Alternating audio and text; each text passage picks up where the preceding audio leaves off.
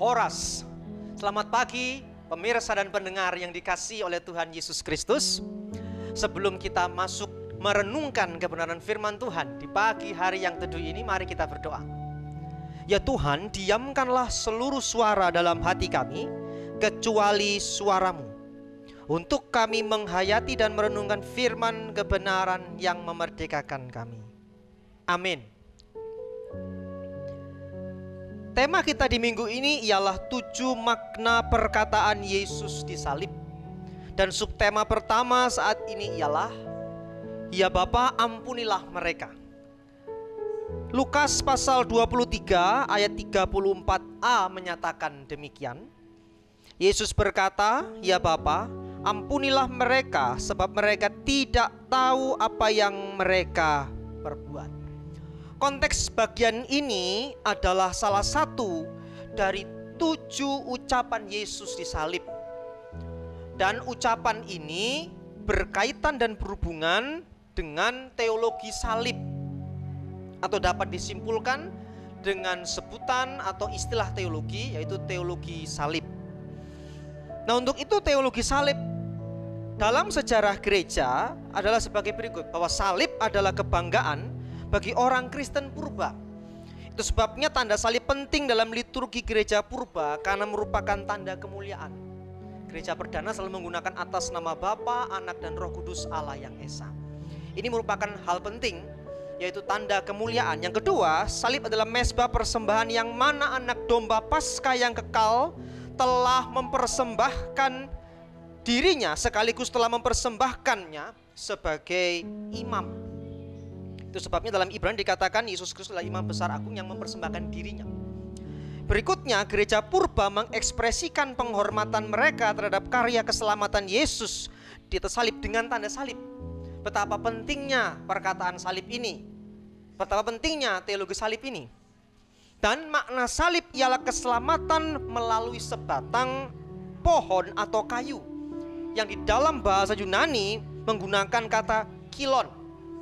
Itu sebabnya para bapak gereja menyatakan bahwa salib Kristus itu adalah pohon kehidupan dan buah kehidupan. Itulah makna salib dalam konteks teologi salib yang boleh kita renungkan dalam renungan kita hari ini tentang perkataan salib ini. Makna ya Bapa, ampunilah mereka. Perkataan ini disebut juga dengan perkataan pengampunan. Hal ini menjelaskan kasih Yesus yang besar terhadap orang lain yang notabene menghujat dan memusuhinya. Berikutnya dapat ditelisik makna penting atau makna teologis dalam ucapan ini adalah dalam beberapa aspek-aspek berikut. Frase berikutnya yang membuang undi. Kalau kita lihat, mereka membuang undi atas jubahnya. Ini berkaitan dengan makna pakaian kulit binatang di dalam Kejadian pasal 3 ayat 21, yang punya makna antisipasi bahwa harus ada darah yang dicurahkan untuk menutupi dosa. Dan yang kedua, antisipasi agar kejatuhan manusia itu tidak begitu dalam, sehingga manusia turun kasta menjadi seperti binatang. Maka pakaian kulit ini menjadi penahan agar kuasa dosa dan iblis tidak langsung mengintervensi kehidupan manusia. Luar biasa sekali. Nah, itu sebabnya kalau kita melihat lebih lanjut, bahwasanya pelajaran-pelajaran dari makna perkataan ampunilah mereka sebab mereka tidak tahu apa yang mereka perbuat, bahwa yang pertama, kasih itu mendoakan musuh.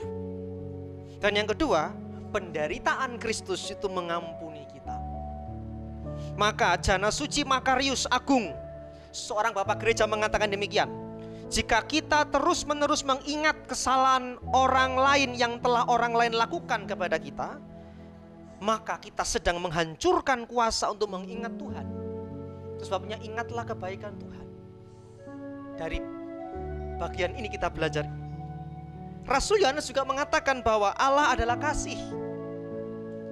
Rasul Paulus juga menegaskan bahwa kasih itu tidak menyimpan kesalahan orang lain. Sehingga jika seseorang Kristen menyimpan kesalahan orang lain dalam hatinya, sementara hatinya tetap merasa semuanya baik-baik saja untuk dijalani, dan merasa damai setiap kali memuliakan dan menghadap Allah yang adalah kasih, Sesungguhnya ia adalah orang yang berada dalam kegelapan, yang hatinya jauh dari Allah. Sebab mustahil ia dapat disebut sebagai seorang yang sungguh-sungguh bersekutu dengan Allah, namun tidak serupa dengan Dia. Itu sebabnya bagi kita yang belajar dalam renungan di pagi hari ini, kita belajar arti pengampunan yang indah di dalam Kristus, yang menjadi fokus kita. Karena Yesus Kristus mencintaimu tanpa syarat, mengasihimu tanpa batas, dan memberkatimu tanpa sebab. Amin. Mari kita berdoa. Tuhan, terima kasih untuk pengampunan-Mu yang begitu besar yang boleh kami rasakan sampai hari ini, yang membuat kami boleh mengampuni sesama kami seperti Tuhan kami Yesus Kristus. Amin.